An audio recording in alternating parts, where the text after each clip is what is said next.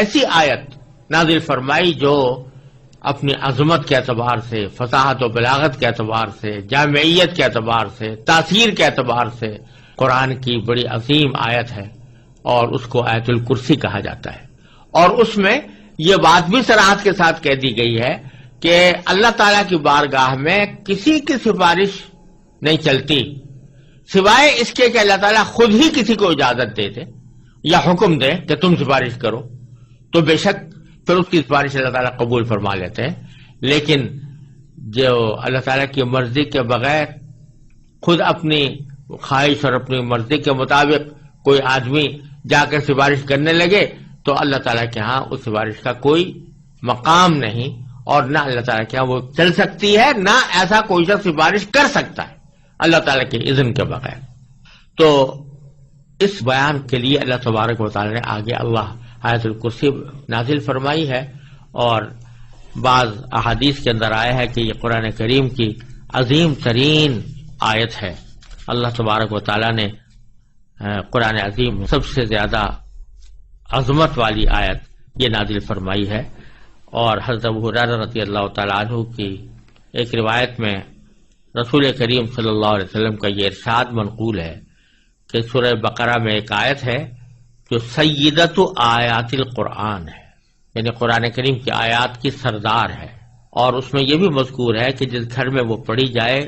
شیطان اس سے نکل جاتا ہے۔ اور سنن نسائی کی ایک روایت میں ہے کہ رسول اللہ صلی اللہ علیہ وسلم نے ارشاد فرمایا کہ جو شخص ہر نماز فرض کے بعد آیت الکرسی پڑھا کرے تو اس کو جنت میں داخل ہونے کے لیے موت کے سوا کوئی چیز مانے نہیں ہوگی، یعنی موت کے بعد فوراً وہ جنت کے آثار اور راحت و آرام کا مشاہدہ کرنے لگے گا۔ تو اس آیت کریمہ میں پہلے اللہ تبارک و تعالیٰ نے فرمایا کہ اللہ لا الہ الا ہو، اللہ وہ ہے جس کے سوا کوئی معبود نہیں۔ یہ ہے توحید کا وہ کلمہ جو عقیدہ توحید کی بنیاد ہے کہ اللہ تعالیٰ کے سوا کوئی معبود نہیں، کوئی عبادت کے لائق نہیں۔ پھر کچھ صفتیں اللہ تعالیٰ نے اپنی ذکر فرمائی ہے۔ تو پہلی صفت ذکر فرمائی کہ الحی، وہ زندہ ہے، اور مراد یہ کہ سدا زندہ ہے، یعنی اور جتنی لوگوں کو، انسانوں کو، جانوروں کو، جنات کو، ملائکہ کو، جس کو بھی کوئی زندگی حاصل ہے، وہ زندگی ہمیشہ کے لیے نہیں ہے، ایک نہ ایک وقت اس کو موت آنی ہے۔ اور کوئی مخلوق ایسی نہیں ہے جس کو کسی نہ کسی وقت موت نہ آنی ہو، لیکن اللہ تبارک و تعالیٰ کی ذات ایسی ہے جو ازل سے ہمیشہ سے زندہ ہے اور ہمیشہ زندہ رہے گی۔ تو حی کی صفت یعنی زندگی کی صفت سب سے زیادہ واضح اور صحیح معنی میں زندگی کا مظہر وہ اللہ تبارک و تعالیٰ کی ذات اقدس ہے، اور اس کے سوا کوئی بھی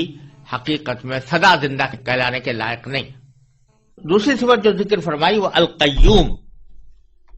القیوم کا ترجمہ ہم نے کیا کہ جو کائنات کو سنبھالے ہوئے ہے،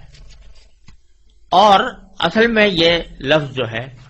یہ نکلا ہے قیام سے، اور قائم کہتے ہیں کھڑے ہونے والے کو، اور قیوم اور قیام اسی کے مبالغے کا صیغہ ہے، اور ان کے معنی ہے جو خود بھی قائم رہے اور خود قائم رہ کر دوسروں کو قائم رکھے اور دوسروں کو سنبھالے رکھے۔ تو جب اللہ تبارک و تعالیٰ کے لیے لفظ قیوم استعمال کیا جاتا ہے تو یہ اس کا معنی یہ ہے کہ یہ اللہ تعالیٰ کی وہ خاص صفت ہے جس میں کوئی مخلوق شریک نہیں ہو سکتی، کیونکہ جو چیزیں خود اپنے وجود اور بقا میں کسی دوسرے کی محتاج ہوں وہ کسی دوسری چیز کو کیا سنبھال سکتی ہیں۔ لہذا کائنات کو سنبھالنے والا کی ذات تو صرف اللہ تبارک و تعالیٰ کی ہے، اور کوئی دنیا میں یا کائنات میں کوئی اور مخلوق، کوئی اور چیز ایسی نہیں ہو سکتی جو دوسری کائنات کی چیزوں کو سنبھالے۔ وہ تو خود اپنے آپ کو سنبھالنے کے لیے محتاج ہے، اللہ تعالیٰ کے حکم کی محتاج ہے، لہذا کوئی دوسری ذات قیوم نہیں ہو سکتی۔ اور یہی وجہ ہے کہ چونکہ یہ اللہ تبارک و تعالیٰ کی مخصوص صفت ہے جو کسی اور کے لیے استعمال نہیں ہو سکتی، اس لیے کسی انسان کو قیوم کہنا جائز نہیں۔ یہ جو ہمارے ہاں رواج چل پڑا ہے کہ جن لوگوں کا نام عبد القیوم ہوتا ہے ان کو عبد القیوم کے بجائے بگاڑ کے صرف قیوم بولتے ہیں، ایسا کہنا گناہ ہے، کیونکہ قیوم، آپ کسی انسان کو قیوم کہہ کر بلا رہے ہیں تو گویا اس کو اللہ تعالیٰ کی مخصوص صفت اس کی طرف منسوب کر رہے ہیں، اور اسی کا نام شرک ہے۔ اگرچہ یہ چونکہ بے خیالی میں ہوتا ہے اس لیے ہم اس کے اوپر کفر اور شرک کا فتویٰ نہیں لگائیں گے، لیکن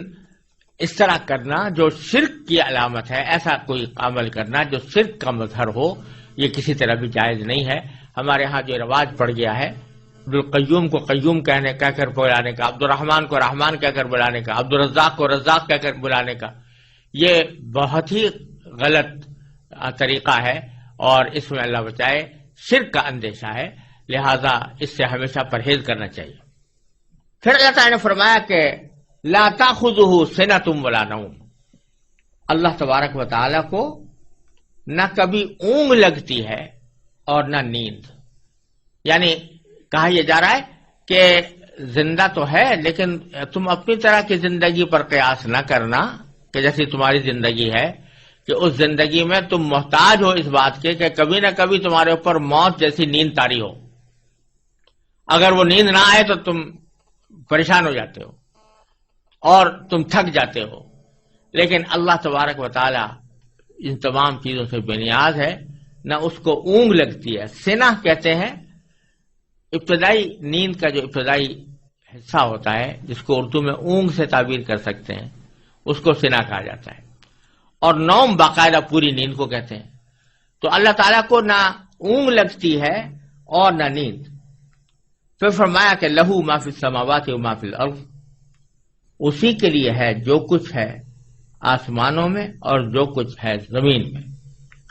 یعنی زمین و آسمان کے درمیان جتنی چیزیں ہیں، زمین و آسمان کے اندر جتنی چیزیں ہیں، وہ ساری کی ساری اللہ تعالیٰ کی ملکیت ہیں، کوئی اور ان کی ملکیت میں اللہ تعالیٰ کا شریک نہیں، وہ خود مختار ہے، اس کے قبضہ قدرت میں سب کچھ ہے۔ جب یہ بات ہے تو اشارہ اس طرف ہے کہ جس شخص کی یا جس ذات کی قدرت میں اور اس کے احاطہ علم میں ساری کائنات ہو اور وہ جو چاہے کرنے پر قادر ہو، ساری کائنات کی چیزیں اس کی ملکیت ہوں، اس کو اپنا کاروبار خدائی چلانے کے لیے کسی شریک کی حاجت کیوں ہو؟ شریک کی حاجت تو اس کو ہوتی ہے کہ جو کسی نہ کسی جگہ حاجت مند ہوتا ہے، تو اپنی حاجت پوری کرنے کے لیے وہ کسی کی مدد چاہتا ہے۔ اللہ تبارک و تعالیٰ کو اس کی کوئی ضرورت نہیں، ساری کائنات اس کی ملکیت ہے۔ پھر فرمایا کہ من ذا الذی یشفع عندہ الا باذنہ، کون ہے جو اس کی اجازت کے بغیر اس کے حضور کسی کی سفارش کر سکے؟ یعنی جو عقیدہ تھا کافروں کا کہ یہ بت اور دیوتا یہ ہماری سفارش کریں گے اللہ تبارک و تعالیٰ کی بارگاہ میں، اس کی تردید ہو رہی ہے کہ اللہ تعالیٰ کے ہاں کوئی سفارش نہیں کر سکتا جب تک کہ اللہ ہی کی طرف سے اجازت نہ ہو۔ اللہ تبارک و تعالیٰ کی اجازت، یہ جو تمہارے دل میں تصور ہے کہ یہ دیوتا جو ہیں یہ خود اپنی مرضی سے اللہ تعالیٰ کے ہاں سفارش کر دیں گے اور اللہ تعالیٰ ان کی ناز برداری کرتے ہوئے ان کی سفارش قبول کر لیں گے، یہ خیال غلط ہے۔ اللہ تعالیٰ کے ہاں کوئی سفارش اللہ تعالیٰ کی اجازت کے بغیر نہیں کر سکتا۔ ہاں جن کو اللہ تعالیٰ خود ہی حکم دے دے، اجازت دے دے، جیسے پیغمبروں کو بعض مرتبہ اجازت دی جائے گی اور نبی کریم صلی اللہ علیہ وسلم کو شفاعت کا منصب عطا فرمایا جائے گا، تو یہ در حقیقت اللہ تبارک و تعالیٰ ہی کی طرف سے ایک انداز کرم ہے اپنے بندوں کے اوپر، کہ اس انداز کرم کے تحت اللہ تبارک و تعالیٰ نے کسی کو بندوں کی سفارش کی اجازت عطا فرما دی، اس کے تحت وہ سفارش کرتے ہیں۔ ایسا نہیں ہے کہ اللہ تبارک و تعالیٰ کو تو پتہ نہیں تھا کہ یہ شخص آیا قابل معافی ہے یا نہیں ہے، یہ جنت کے لائق ہے یا نہیں ہے، اور پیغمبر کے کہنے سے اللہ تبارک و تعالیٰ نے اس کو جنت میں داخل کر دیا اور اس کی مغفرت کر دی،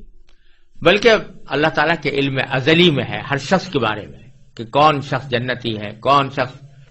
اللہ تبارک و تعالیٰ کے ہاں مقبول اور مقرب ہے، اور کس کی مغفرت کرنی ہے اللہ تعالیٰ خوب جانتے ہیں۔ لیکن ایک انداز کرم ہے کہ براہ راست وہ مغفرت اور رحمت کا معاملہ کرنے کے بجائے اس کو نبی کریم صلی اللہ علیہ وسلم کی یا کسی اور پیغمبر کی شفاعت پر موقوف کر دیا کہ یہ سفارش کریں گے تو ہم یہ کرم فرما دیں گے۔ تو سفارش کرنے والے کا بھی اعزاز ہے، اس میں سفارش کرنے والے کا بھی اکرام ہے، اور ساتھ ہی جس شخص کے ساتھ معاملہ ہو رہا ہے اس کو نبی کریم صلی اللہ علیہ وسلم اور دوسرے پیغمبروں کے ساتھ محبت اور الفت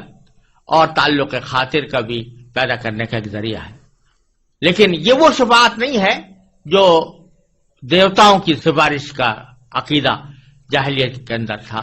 کہ یہ لوگ اللہ کی مرضی کے برعلرغم بھی سفارش کر دیں گے اور وہ سفارش اللہ کے ہاں مقبول ہوگی۔ تو فرماتے ہیں کہ کون ہے جو اللہ تعالیٰ کے ہاں حضور سفارش کر سکے مگر اس کی اجازت سے۔ یعلم ما بین ایدیہم وما خلفہم، اللہ تعالیٰ جانتا ہے بندوں کے تمام آگے پیچھے کے حالات، بندوں کے تمام آگے پیچھے کے حالات جانتا ہے۔ یہ بات اس سیاق میں اسی معنی میں بظاہر کہی جا رہی ہے کہ سفارش عموماً اس موقع پر ہوتی ہے دنیا میں کہ مثلا ایک صاحب اقتدار ہے، اس کو کسی کے حالات کا علم نہیں ہے، پتہ نہیں ہے کہ یہ آدمی نیک ہے یا اچھا ہے یا اس کی مدد کرنی چاہیے یا اس کو کوئی اچھا منصب دینا چاہیے، کوئی عہدہ دینا چاہیے، اس کو تو پتہ نہیں ہے۔ اب اس کا کوئی مقرب شخص آ کر اس کے پاس کہتا ہے کہ میں فلاں بندے کی سفارش کرتا ہوں کیونکہ یہ میری نظر میں اچھا آدمی ہے اور اس میں عہدے کی صلاحیت رکھتا ہے، تو وہ اس کے کہنے کی بنیاد پر جانتا ہے، علم اس کو اس سے حاصل ہوتا ہے، خود اس کا علم کچھ نہیں ہوتا۔ لیکن تو سفارش کی ضرورت ایسے موقع پر پیش آتی ہے، اس کو تو دھیان تھا نہیں اصل آدمی کو، لیکن کسی نے سفارش کے ذریعے اس کو متوجہ کر دیا، سفارش کے ذریعے اس کو علم دے دیا کہ یہ آدمی مستحق ہے۔ لیکن اللہ جل جلالہ چونکہ یعلم ما بین ایدیہم وما خلفہم،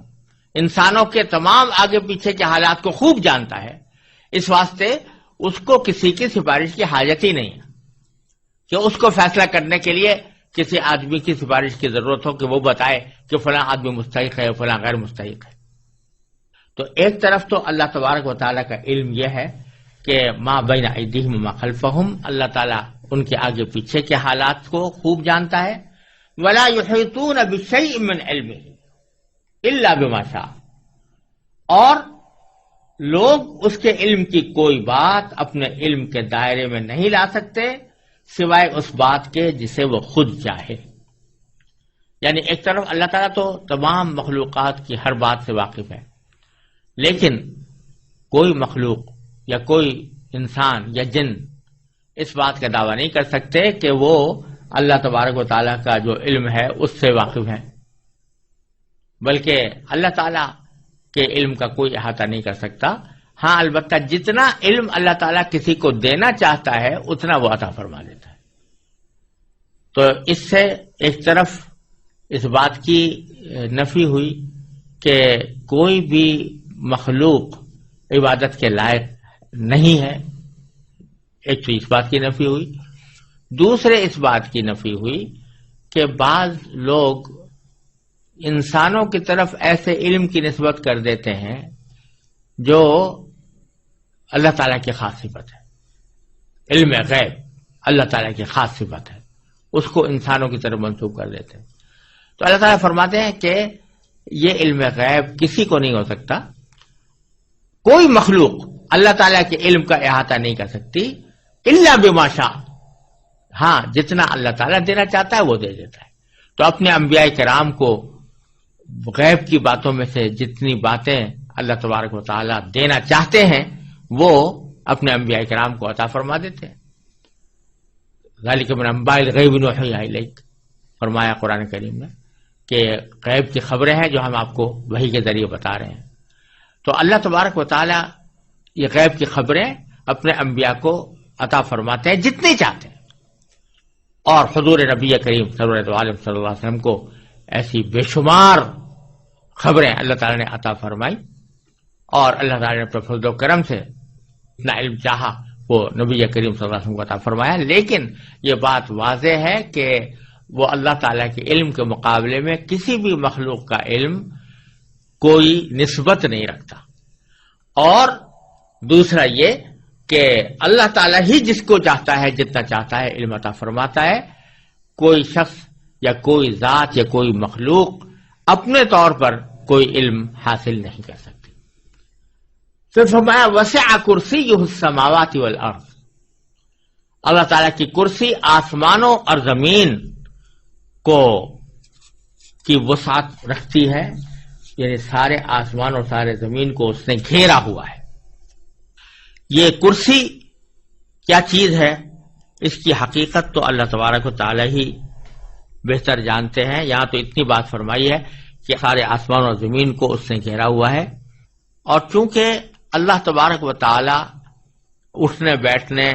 کی جو صفات ہوتی ہیں مخلوق کی، اس سے بے نیاز ہیں، اور نہ کسی جگہ کے محتاج ہیں، نہ کسی بیٹھنے کے آلے کے محتاج ہیں۔ لہذا اس کرسی کے وہ معنی تو ہو نہیں سکتے جو دنیا کے اندر معنی ہوتے ہیں کہ آدمی اس کے اوپر بیٹھتا ہے۔ تو اس کا حقیقی کیفیت کیا ہے اس کرسی کی، اور اس کی کنہ کیا ہے، اس کا ادراک در حقیقت انسانی عقل سے بالا تر ہے، اس لیے ہم اس کے بارے میں کوئی تفصیل نہ جان سکتے ہیں نہ بیان کرتے ہیں۔ البتہ مستند روایات حدیث سے اتنا معلوم ہوتا ہے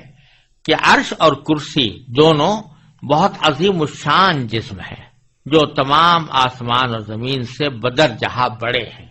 اب ان کی کیفیت کیا ہے اور کیا ان کی شکل اور حیات کیا ہے، یہ جاننے کا ہمارے پاس کوئی راستہ نہیں۔ بعض حضرات نے یہاں کرسی سے مراد باری تعالیٰ کا اقتدار بھی لیا ہے، اور مراد یہ ہے کہ اس کا اقتدار تمام آسمان اور زمین کو محیط ہے، اس کو اپنی وسعت میں لیے ہوئے ہے، تو یہ معنی بھی کچھ بعید نہیں ہے۔ لیکن روایات سے معلوم ہوتا ہے کہ کرسی بتاتے خود ایک جسم ہے، جس طرح عرش ایک جسم ہے اسی طرح کرسی بھی ایک جسم ہے، اور اس کی کیفیت اللہ تعالیٰ ہی بہتر جانتے ہیں۔